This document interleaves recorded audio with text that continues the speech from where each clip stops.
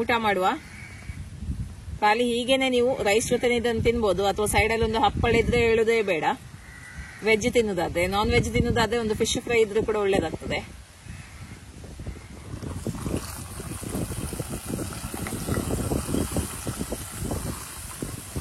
ತಿರುಳನ್ನು ತೆಗಿಬೇಕಾಯ್ತಾ.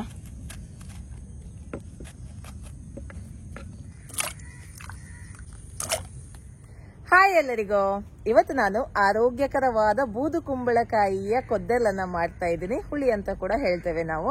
ಇದು ನಮ್ಮ ರೈಸ್ ಜೊತೆ ಅಂತೂ ತುಂಬಾ ಒಳ್ಳೇದಾಗ್ತದೆ. ಸೈಡ್ ಅಲ್ಲಿ ಒಂದು ಹಪ್ಪಳ ಅಥವಾ ಚಟ್ನಿ, ಒಣ ಮೀನಿದು ಚಟ್ನಿ ಅಥವಾ ಒಂದು ಮೀನಿನ ಫ್ರೈ ಇದ್ರೆ ಹೇಳುದೇ ಬೇಡ, ಸೂಪರ್ ಆಗುತ್ತೆ. ಹಾಗಾದ್ರೆ ಇದನ್ನ ಯಾವ ರೀತಿ ಮಾಡುದು ಅಂತ ನೋಡುವ. ಅದಕ್ಕಿಂತ ಮುಂಚೆ ನನ್ನ ರೆಸಿಪೀಸ್ ಎಲ್ಲ ನಿಮ್ಗೆ ಇಷ್ಟ ಆಗ್ತಾ ಇದ್ರೆ ವಿಡಿಯೋಗೊಂದು ಲೈಕ್ ಕೊಡಿ, ಹಾಗೆ ವಿಡಿಯೋನ ಫ್ರೆಂಡ್ಸ್ ಜೊತೆ ಫ್ಯಾಮಿಲಿ ಜೊತೆ ಎಲ್ಲ ಶೇರ್ ಮಾಡಿ. ಚಾನಲ್ ಅನ್ನ ಫಸ್ಟ್ ಟೈಮ್ ನೋಡ್ತಾ ಇರೋದಾದ್ರೆ ಪ್ಲೀಸ್ ಸಬ್ಸ್ಕ್ರೈಬ್ ಮಾಡಿ, ನನಗೆ ಸಪೋರ್ಟ್ ಮಾಡಿ. ಓಕೆ, ಅರ್ಧ ಕೆಜಿ ಆಗುವಷ್ಟು ಬೂದು ಕುಂಬಳಕಾಯಿ ಉಂಟು. ಫಸ್ಟ್ ಗೆ ಇದನ್ನ ಕಟ್ ಮಾಡಿಕೊಳ್ಳುವ. ಓಕೆ, ಇದರ ತೊಟ್ಟನ್ನು ತೆಗೆದು ಸಿಪ್ಪೆನ ತೆಗೆದು ಮತ್ತೆ ಕಟ್ ಮಾಡುವ.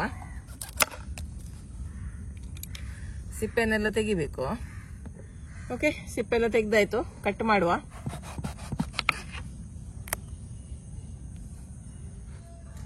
ತಿರುಳನ್ನು ತೆಗಿಬೇಕಾಯ್ತಾ.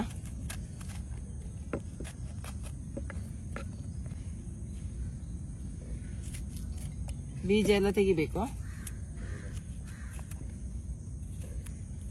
ಇನ್ನು ಇದನ್ನ ಕಟ್ ಮಾಡುವ.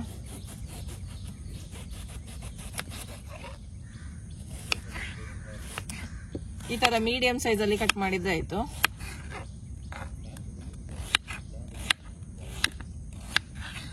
ಈಗ ಇದನ್ನ ಬೇಯಿಸ್ಲಿಕ್ಕೆ ಇಡುವ.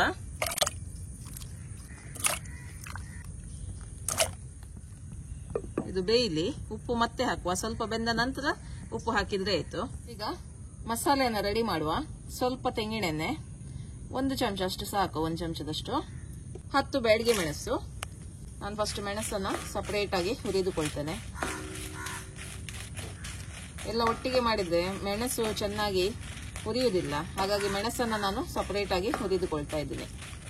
ನೋಡಿ, ಮೆಣಸು ಒಳ್ಳೆ ರೀತಿಯಲ್ಲಿ ಹುರಿದಾಯ್ತು. ಇದನ್ನ ತೆಗೆದು ಬಿಡುವ. ಕಪ್ಪು ಮಾಡ್ಲಿಕ್ಕೆ ಹೋಗ್ಬೇಡಿ, ಟೇಸ್ಟ್ ಹಾಳಾಗುತ್ತೆ.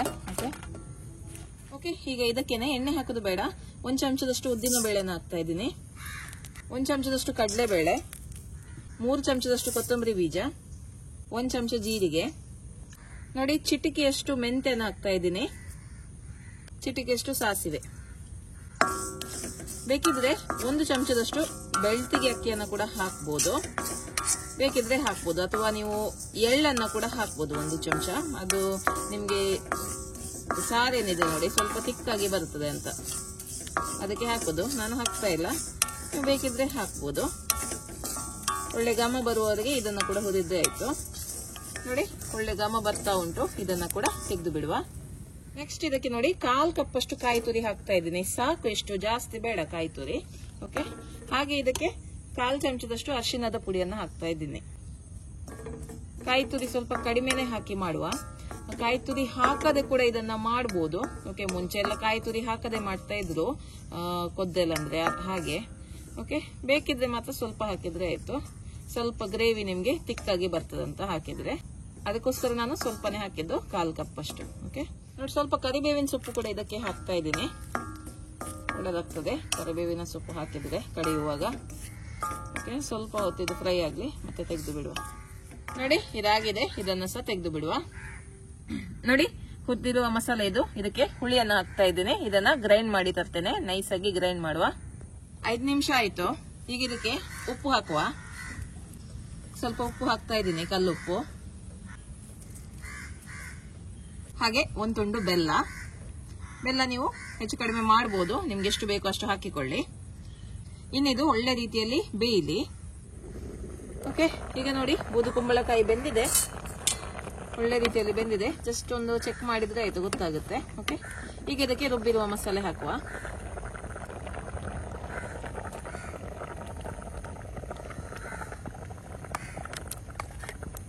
ಮಸಾಲ ತೊಳೆದ ನೀರು ಸ್ವಲ್ಪ, ಒಳ್ಳೆ ಒಂದು ಕುದಿ ಬರ್ಲಿ.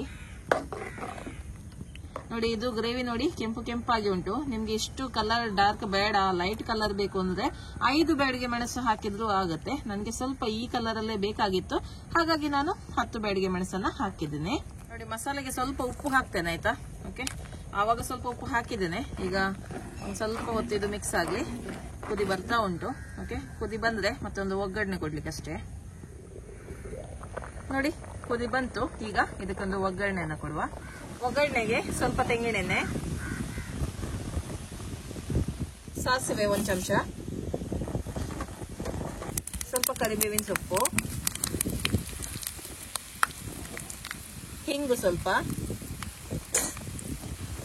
ಒಣಮೆಣಸು 2,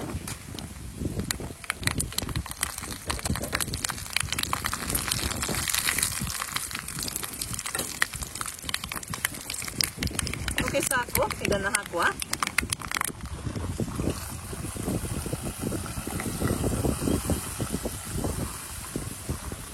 ತಕ್ಷಣಕ್ಕೆ ಇದನ್ನ ಮುಚ್ಚಬೇಕು. ಓಕೆ, ಮತ್ತೆ ಇದನ್ನ ಸರ್ವ್ ಮಾಡಿದ್ರೆ ಆಯ್ತು. ರುಚಿಯಾದ ಬೂದು ಕುಂಬಳಕಾಯಿ ಕೊದ್ದೆಲ್ ರೆಡಿ ಆಗಿದೆ. ಊಟ ಮಾಡುವ. ಸೈಡ್ ಅಲ್ಲಿ ಒಂದು ಹಪ್ಪಳ ಅಥವಾ ಮೀನು ಫ್ರೈ ಇದ್ರೆ ಸಖತ್ತಾಗಿರುತ್ತೆ. ಓಕೆ, ಊಟ ಮಾಡುವ.